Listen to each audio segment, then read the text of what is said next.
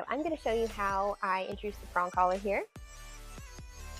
It's called a prong collar because each of these individual pieces are prongs. What you don't want to do, you don't want to slip this over your dog's neck. You need to remove the prongs. So the collar will open up just like this. Come here, Kelly. Thank you. So it'll open up, and then you do the same thing and close it. You can get buckles so that it makes taking it on and off easier, but I have found that the buckles they just seem to take a little bit out of it. But if you rather do that, hey, that's totally fine. Why do we use the prong collar? Number one, believe it or not, they are actually gentle. It looks like scary, but it allows the pressure to be distributed all the way around the dog's neck. So on a normal collar, they pull in the front, and then they just feel that pressure in the front. On a prong collar, when they pull in the front, it restricts around the whole neck. So they can be very helpful to owners because dogs generally are more responsive to them than a flat collar or a harness or a martingale. So you can be even more gentle in how you maneuver your dog and how you help train them and guide them through different positions. They're great for general walks, but they're also great for teaching certain commands with leash pressure, like sit and down, go to place.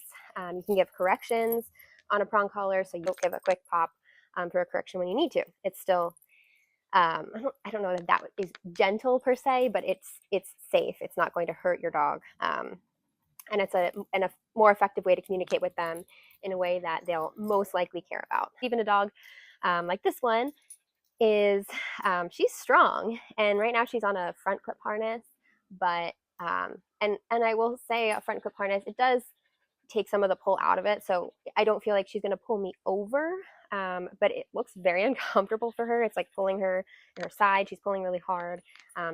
It's hard on my arm. I mean, if I wasn't strong, I would just, walks wouldn't be, they're not completely unpleasant, but they wouldn't be the most enjoyable. Another thing to note, so when you put a prong collar on a dog, just like when you put a flat collar or a harness or any kind of collar on a dog, all dogs respond differently. So I don't expect that this dog in particular will have a negative reaction to the prong collar because she's fine with, right now she's got all kinds of equipment on her.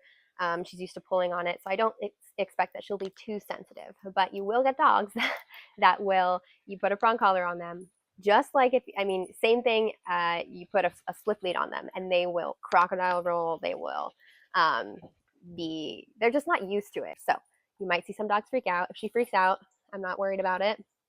You just ride it out with them. And if your dog has like a extreme reaction to it, you can always contact someone, a professional, to help you. But in general, they just kind of throw a little tantrum and then they're over it. This is a size 3.0, 3 millimeters. For a dog like Tansy, who's about, I would say, 40 or 45 pounds, you can even use a 2.25.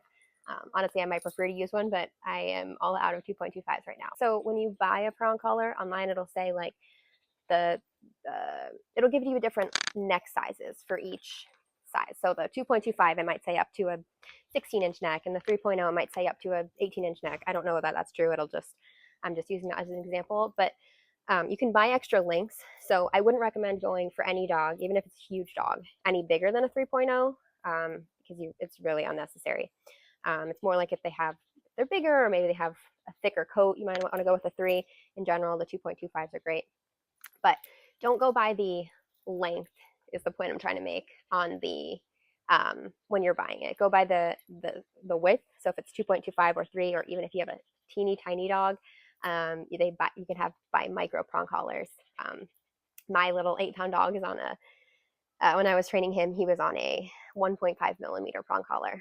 So go by the width, not the length. You can always adjust the length. You can buy extra links. You can take links out.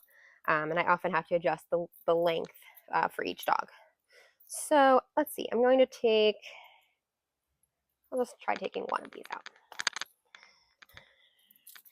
All right, let's see if this is a good size. So I'm gonna remove the links, put it around her neck. This is good, yeah. See, she's just a little mouthy. Now that the prong collar is on, I still have it attached. So I'm going to attach my leash. This just happens to be a fancy carabiner leash, but you're going to attach your leash to the D-ring on the prong collar.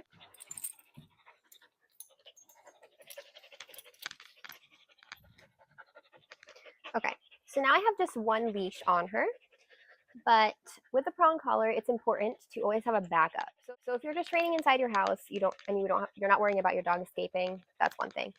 But if you are outside going for a walk or you're in any kind of public area, I would always back up the prong collar. Two ways that I like to do it are either one, you can have an attachment. This happens to be a fancy leash from the Good Dog. You can get them online. But so this has an attachment. It goes from your leash to, I'm going to attach this to her martingale or flat collar, basically her name collar. So I have two different anchor points. I have the point that's attached on her prong collar and then on her martingale. And that's just in case maybe we didn't put all the prongs on correctly and it pops off, then you've lost your dog. Unless you have a backup on, now you're still attached to her on her flat collar or her martingale. Another way you can do it, which I'll show a close-up of too, say you don't have a fancy leash or a fancy attachment, you can also just get a regular carabiner. I just got this one online, nothing special about it. And you would attach this to the O-ring on the prong collar. Again, I'll show you a close-up to your flat collar or martingale. So same deal, like this. Same thing, if the prong pops off, you are still attached to your dog via their flat collar or martingale.